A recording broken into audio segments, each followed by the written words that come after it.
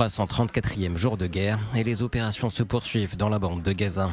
Ces dernières heures, c'est dans le sud du territoire que Tsahal continue d'opérer. L'armée israélienne affirme aujourd'hui avoir éliminé pas moins de 200 terroristes dans l'un des quartiers de Rafah, près de la frontière égyptienne.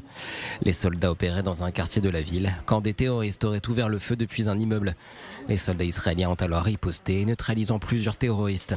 Ils ont ensuite exploré le bâtiment et auraient découvert ce sous-sol. À l'intérieur, plusieurs armes, des fusils d'assaut, des munitions et des grenades. Une cache utilisée par les terroristes du Hamas ou du djihad islamique. Dans ce sous-sol, vous pouvez voir de nombreuses denrées alimentaires. Ça a été préparé pour rester un moment. Il y a de l'eau, de quoi manger.